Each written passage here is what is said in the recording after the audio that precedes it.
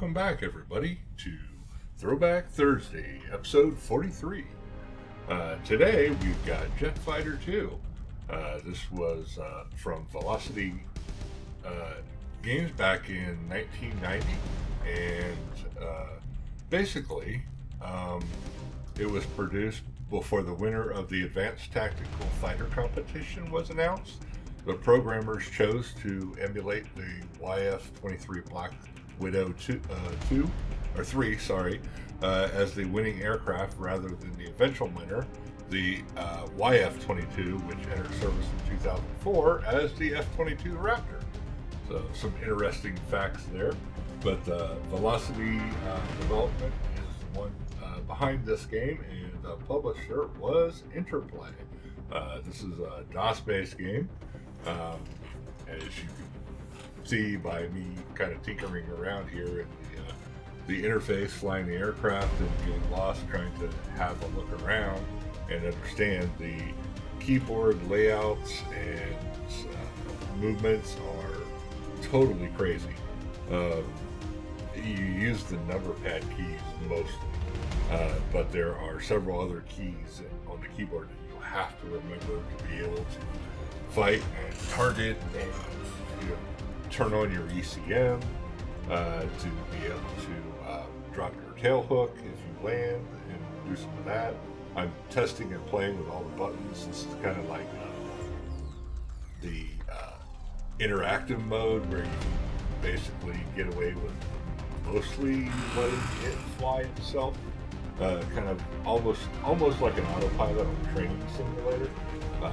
Which it gives you instant flight, so you don't have to attempt to try to take off and fatally kill yourself most of the time, which is what I did in this scenario.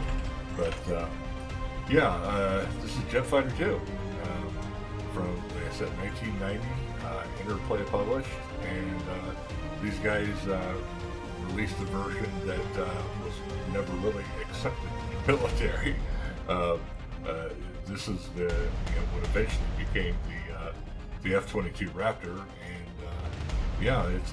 it's a nice military aircraft. This is a kind of simulation of the flights. You can actually fight other aircraft in this game. If you're into flight sims, I would suggest using a joystick with this. The key mappings are crazy, especially with trying to use the keypad itself to maneuver around.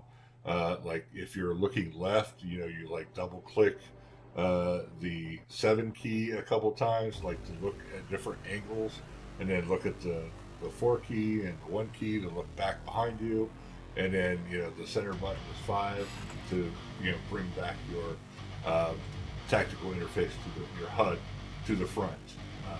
And of course, just like most flight sims, you've got the different readouts, missile detects like now that are coming up like crazy, because I've got some things around me to the right that are flying around, fighting and launching missiles and stuff like that. And I don't have ECM turned on currently, but I'll play around with it here in a little bit as I try to learn the buttons. And I never really got into flight sims. I didn't see what the draw was. There's me tinkering around with the landing gear, trying to figure out how to turn it on and off because I turned it on. Now we're just flying around with the gear down. I'm like, what am I doing? Oh shoot, wrong button. I was trying to find buttons and made that mistake.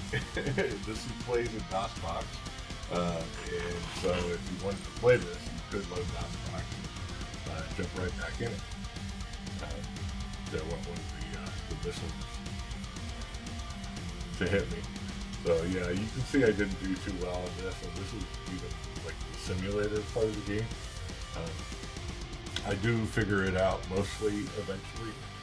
There's still some buttons that are extremely difficult to figure out where I go back, like J is turning on and off, ECM.